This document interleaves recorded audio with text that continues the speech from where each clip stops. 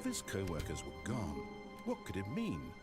Stanley decided to go to the meeting room. Perhaps he had simply missed a memo.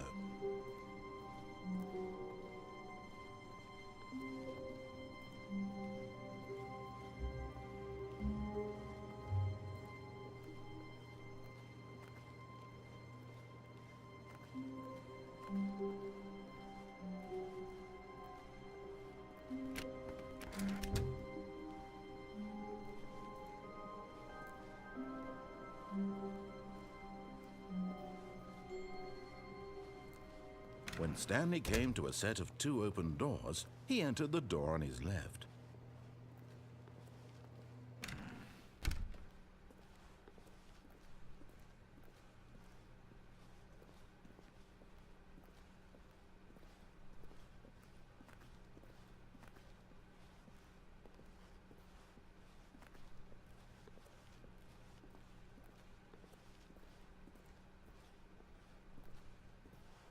Yet there was not a single person here either. Feeling a wave of disbelief, Stanley decided to go up to his boss's office, hoping he might find an answer there.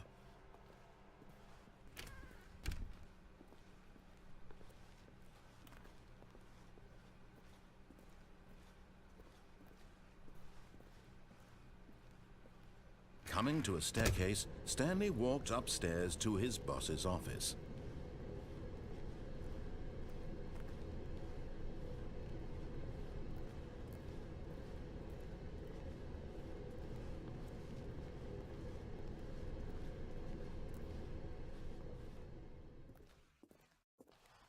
But Stanley just couldn't do it. He considered the possibility of facing his boss. Admitting he had left his post during work hours, he might be fired for that. And in such a competitive economy, why had he taken that risk? All because he believed everyone had vanished? His boss would think he was crazy. And then something occurred to Stanley. Maybe, he thought to himself, maybe I am crazy. All of my co-workers blinking mysteriously out of existence in a single moment for no reason at all? None of it made any logical sense. And as Stanley pondered this, he began to make other strange observations. For example, why couldn't he see his feet when he looked down? Why did doors close automatically behind him wherever he went? And for that matter, these rooms were starting to look pretty familiar. Were they simply repeating? No, Stanley said to himself, this is all too strange. This can't be real. And at last, he came to the conclusion that had been on the tip of his tongue. He just hadn't found the words for it. "I'm dreaming!" he yelled. "This is all a dream." Oh, what a relief Stanley felt to have finally found an answer, an explanation. His co-workers weren't actually gone. He wasn't going to lose his job. He wasn't crazy after all. And he thought to himself, I suppose I'll wake up soon. I'll have to go back to my boring real-life job pushing buttons. I may as well enjoy this while I'm still lucid. So, he imagined himself flying and began to gently float above the ground. Then he imagined himself soaring through space on a magical starfield, and it too appeared. It was so much fun, and Stanley marveled that he had still not woken up. How was he remaining so lucid? And then perhaps the strangest question of them all entered Stanley's head. One he was amazed he hadn't asked himself sooner. Why is there a voice in my head dictating everything that I'm doing and thinking?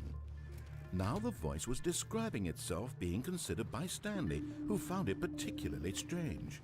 I'm dreaming about a voice describing me, thinking about how it's describing my thoughts, he thought.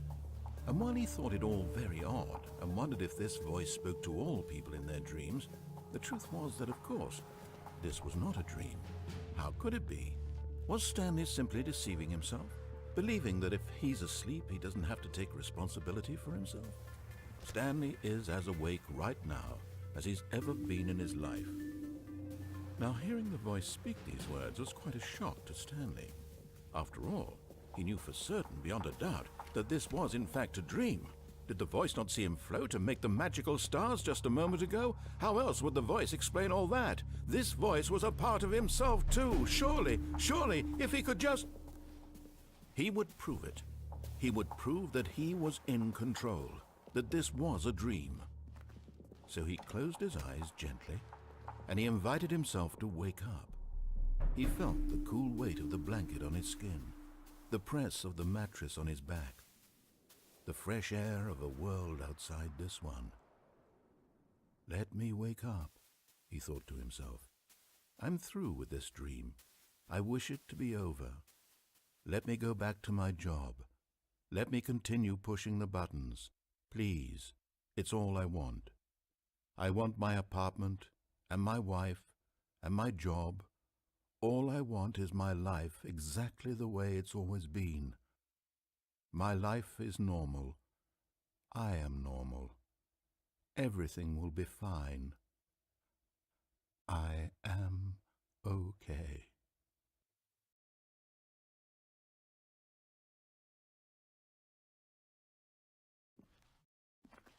Stanley began screaming.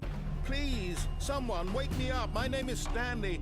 I have a boss. I have an office. I am real. Please, just someone tell me I am real. I must be real. I must be. Can anyone hear my voice? Who am I? Who am I? And everything went black.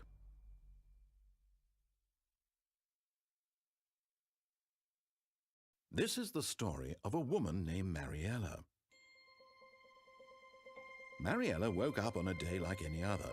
She arose, got dressed, gathered her belongings, and walked to her place of work.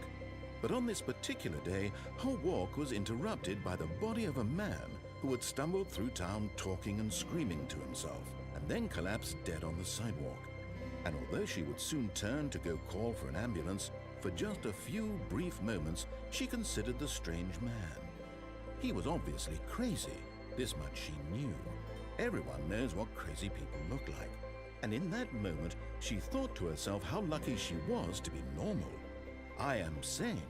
I am in control of my mind. I know what is real and what isn't. It was comforting to think this, and in a certain way, seeing this man made her feel better. But then she remembered the meeting she had scheduled for that day, the very important people whose impressions of her would affect her career, and by extension, the rest of her life. She had no time for this, so it was only a moment that she stood there, staring down at the body. And then she turned and ran.